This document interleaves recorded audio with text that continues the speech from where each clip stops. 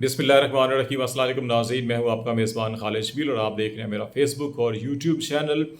नाज़रीन, वफाकी सतह के ऊपर एक ऐसा बड़ा इस्तीफ़ा पेश हुआ है जिसने इस वक्त पाकिस्तान के अंदर अकाउंटेबिलिटी और बिलखसूस इमरान खान के ख़िलाफ़ बनाए गए मुकदमात की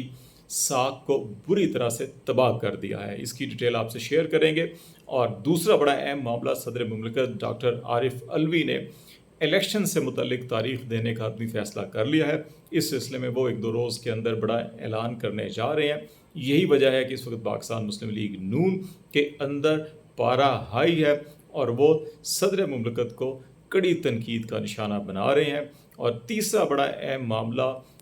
इस वक्त हाई कोर्ट ने इंस्पेक्टर जनरल पुलिस इस्लामाबाद की गिरफ़्तारी का हुक्म दिया है। ये गिरफ़्तारी का हुक्म जो है कि असल में पैगाम किसके लिए है, और क्या सिर्फ़ ये पुलिस को मैसेज दिया जा रहा है कि वो कानून और आइन के दायरे में रहकर अपने फ़राइज़ सर अंजाम दे, या किसी और को पैगाम दिया जा रहा है, और इसका रिएक्शन क्या हो सकता है। ये 3 मौज़ूआत हैं जिस पे हम बातचीत करेंगे। सबसे पहले हम इस्तीफ़ा और इमरान खान के हक़ में गवाही के हवाले से बात करते हैं। आपको याद होगा कि पाकिस्तान में इस वक्त जो कौमी एहतसाब ब्यूरो है उसकी सरबराही जो है कि एक रिटायर्ड लेफ्टिनेंट जनरल कर रहे हैं, नज़ीर भट्ट साहब। इनको उस वक्त इनकी तकर्री की गई थी जब चेयरमैन नैब आफ्ताब सुल्तान ने इस्तीफ़ा दे दिया था, और उस इस्तीफ़े से पहले उन्होंने एक तकरीर भी की थी, अपने स्टाफ से खिताब किया था, जिसके अंदर उन्हें ये बड़े वाज़ेह अल्फाज में ये कहा कि उनके ऊपर दबाव था कि सियासी क़यादतों के ख़िलाफ़ बेबुनियाद मुकदमात कायम किए जाएँ, लेकिन वो इसके ख़िलाफ़ मुज़ाहमत करते रहे और अब इस मनसब से अलग हो रहे हैं। वो सियासी मुकदमात के हवाले से कोई किरदार अदा करने के लिए तैयार नहीं है, और उस वक़्त उन्होंने 1-2 अहम केसेस का हवाला दिया था। उसके बाद जैसे ही आफ्ताब सुल्तान गए और नए चेयरमैन नैब ने मनसब संभाला, तो सबसे पहले तोशाखाना केस के हवाले से और फिर अलकादर ट्रस्ट के हवाले से पीटीआई के चेयरमैन के ख़िलाफ़ जो है कि वो तहकीकात शुरू की गई, और फिर उन्हीं मुकदमात के अंदर उनको गिरफ़्तार किया गया, और जिसके नतीजे में 9 मई के वाक़यात भी हुए। ये मामला जो है कि वहाँ पर रुका नहीं। उसके बाद प्रोसिक्यूटर जनरल नैब ने इस्तीफ़ा दिया 2 रोज़ पहले, और उस इस्तीफ़े के बाद ये ख्याल किया जा रहा था, क्योंकि अलकादर ट्रस्ट की जो इंक्वायरी है वो फाइनल स्टेज के ऊपर है, अभी तक उसका रेफरेंस जो है वो दायर नहीं हुआ, और उस वक्त रेफरेंस दायर नहीं हो सकता जब तक कि प्रोसिक्यूटर जनरल की मंजूरी ना हो। और प्रोसिक्यूटर जनरल ने जब इस्तीफ़ा दिया तो फिर ये ख्याल किया जा रहा था कि वो भी जो अलकादर ट्रस्ट की जो इंक्वायरी और केस बनाने की कोशिश की जा रही है उससे वो मुत्तफिक नहीं है, और उनका ख्याल है कि ये केस नहीं बनता, तो वो इस्तीफ़ा देकर एक साइड पर हो गए। मामला यहाँ तक नहीं रुका, बल्कि डिप्टी चेयरमैन नैब जो है कि उन्होंने भी आज इस्तीफ़ा दे दिया, और उसके पीछे भी ख्याल यही किया जा रहा है कि इस वक्त नैब को किसी बड़े सियासी मकसद के लिए इस्तेमाल किया जाएगा। अब डिप्टी चेयरमैन नैब, प्रोसिक्यूटर जनरल की पोजीशंस खाली हैं। अब यहाँ पर जो है कि कोई 2 नई तकर्रियाँ की जाएंगी अपनी मर्ज़ी की, और फिर उसके बाद सुप्रीम कोर्ट ऑफ पाकिस्तान के फ़ैसले का इंतज़ार किया जा रहा है कि जैसे ही वो नैब कवानीन के हवाले से कोई फ़ैसला आए, और अगर उन तरमीम को कलअदम करार दिया जाता है, तो फिर एक बड़े पैमाने के ऊपर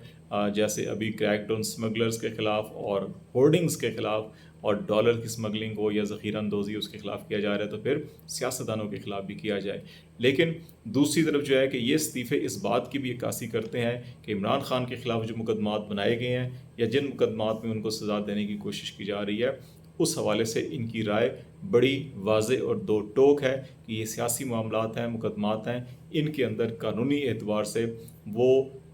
ठोस शवाहिद नहीं है, या वो सब्सटेंस नहीं है जिसको करप्शन कहा जा सके, तो इसलिए ये लोग अलग हुए हैं। तो ये बड़ी क्रेडिबिलिटी की बात जाती है कि इमरान खान के हक़ में अदालतें उनको जो है कि इतनी जल्दी रिलीफ नहीं मिलेगा, क्योंकि अभी भी जो स्पेशल कोर्ट है और जो इंसदाद दहशतगर्दी के मुकदमात और साइफर मुकदमात को डील कर रही है, वो जज साहब 3 दफ़ा जो है कि वो रुखसत पर गए। इमरान खान की जो पेशी थी उस हवाले से दरख्वास्त ज़मानत की। अभी जब 11 सितंबर को इसकी समाअत थी, तो उस रोज़ FIA ने, प्रोसिक्यूटर ने एक टेक्निकल नुक्ता उठा दिया, मुकदमे के ऊपर दलाइल उनके पास नहीं है, एक टेक्निकल इशू उठाया, और उस टेक्निकल इशू की बुनियाद के ऊपर जज साहब ने 2 दिन के बाद की तारीख दी, और 14 सितंबर की। और 14 सितंबर की तारीख वो तारीख है जिस दिन सुप्रीम कोर्ट बार एसोसिएशन ने पूरे मुल्क के अंदर ہڑتال کا اعلان کیا ہوا ہے، تو اس لیے اب یہ دانستہ یا غیر دانستہ یہ تاریخ رکھی گئی ہے۔ اس تاریخ کو کیا پھر استخاصہ کے وکیل ہوں گے یا نہیں ہوں گے، یا کہا جائے گا کہ آج ہڑتال ہے وہ نہیں ہے، تو اب اس کو مزید آگے لے جایا جائے، تو اس لیے اس کے اندر تو تاخیر کی جا رہی ہے۔ لیکن پے در پے استعفے جو ہیں یہ عمران خان کے موقف کی حمایت کرتے ہیں، اور ان کی حق میں جو ہے کہ یہ انڈائریکٹ گواہیاں ہیں ساری کی ساری، جو ان کیسز کو زیادہ دیر تک جو ہے کہ برقرار نہیں رکھ سکیں گی۔ دوسرا معاملہ صدر پاکستان کی جانب سے الیکشن کی تاریخ، نگران وزیر قانون نے ایک بار پھر صدر پاکستان سے ملاقات کی، اور اس کے اندر انتخابات کی تاریخ کے حوالے سے ہی بات چیت کی گئی اور مشاورت کی گئی، اور اس کے بعد جو اعلامیہ جاری کیا گیا ایوان صدر کی جانب سے، اس کے اندر یہی کہا گیا کہ الیکشن کی تاریخ کے حوالے سے جو اس وقت مشاورت ہے وہ ایک جمہوریت کے لیے مثبت جو ہے کہ وہ رویے کی عکاسی کرتی ہے۔ تو اب اس ملاقات کے بعد پھر ایوان صدر سے ہی یہ اطلاعات آئی کہ صدر پاکستان جو ہے کہ آئین کے آرٹیکل 48(5)(a) کے تحت جو ہے کہ وہ اپنا اختیار استعمال کرنا چاہتے ہیں، اور وہ سمجھتے ہیں کہ آئین کی پاسداری اسی میں ہے کہ 90 دن کے اندر الیکشن کی تاریخ دی جائے، اور اگر 9 نومبر کو یہ تمام معاملات جو ہیں 90 دن کمپلیٹ ہو رہے ہیں، اور 7 نومبر کو اتوار ہے، اگر 7 نومبر کو الیکشن کروانا ہے تو پھر 14 ستمبر سے پہلے ایوان صدر سے یہ ڈیٹ اناؤنس ہوگی، تبھی جا کے 54 دن کا الیکشن پروسیس جو ہے کہ جو انتخابی پروسیس کے لیے درکار ہوتے ہیں وہ 54 دن اویلیبل ہوں گے۔ تو اس لیے یہ خیال کیا جا رہا ہے کہ اگلے 1-2 دنوں کے اندر صدر مملکت تاریخ کا اعلان کر سکتے ہیں۔ الیکشن کمیشن وزارت قانون کو اگر اس پہ اعتراض ہوا تو معاملہ سپریم کورٹ میں جائے گا، اور حتمی رائے پھر سپریم کورٹ کی ہوگی، اور وہ اس معاملے کو سارا دیکھیں گے۔ اور اس حوالے سے جو فل کورٹ ریفرنس تھا نئے عدالتی سال کے آغاز کے اوپر، اس میں جو آنے والے چیف جسٹس ہیں جسٹس قاضی فائد عیسیٰ، ان کی مختلف میڈیا کے ساتھ انفارمل ٹاک بھی ہوئی، اس کے اندر بھی انہوں نے اس چیز کا عندیہ دیا کہ وہ آئین اور قانون کے اوپر چلیں گے، اور جو آئین اور قانون کہتا ہے اسی کو لے کے فیصلے کیے جائیں گے، اور تمام ججوں کو ساتھ لے کے چلا جائے گا۔ تو اس چیز سے انڈیکیشن ایسی ہی ملتی ہے کہ آئین تو بڑا واضح ہے، تو اب عدالتی امتحان ہوگا کہ وہ اس سسٹم میں کیا معاملہ کرتے ہیں۔ جہاں تک آئی جی کی گرفتاری، اسلام آباد آئی جی کی گرفتاری، لاہور ہائی کورٹ نے فیصلہ دیا۔ اسلام آباد ہائی کورٹ کے اندر ڈپٹی کمشنر، آئی جی، ایس ایس پی اور دیگر پولیس افسروں کے خلاف توہین عدالت کی کارروائی جو ہے وہ چل رہی ہے۔ 2-3 افسروں کے خلاف تو باضابطہ طور کے اوپر فرد جرم عائد ہو چکی ہے۔ آئی جی کو 28 ستمبر کے لیے نوٹس کیا گیا ہے۔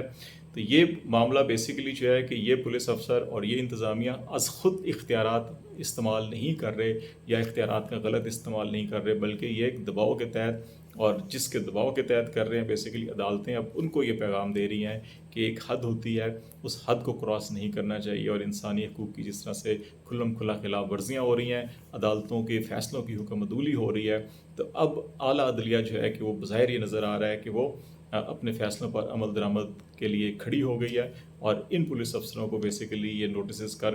تمام سول بیوروکریسی پولیس کو اور ان کے پیچھے جو افراد یا ادارے ہیں کہ جو ان کے اوپر دباؤ ڈالتے ہیں ایسا کام کرنے کے لیے، ان کو یہ میسیج دیا جا رہا ہے کہ اس قسم کی کارروائیوں سے گریز کیا جائے، قانون اور آئین کی پاسداری کو یقینی بنایا جائے، ورنہ پھر جیل کی یا دیگر سزائیں جو ہیں کہ ان افسروں کو بھی دی جا سکتی ہیں۔ تو لیٹس سی، دیکھتے ہیں معاملات کیسے آگے بڑھتے ہیں، آپ کو اپڈیٹ کرتے رہیں گے۔ آج تک لیے اتنا ہی۔ خالد شبیل کو اجازت دیجیے، اللہ حافظ۔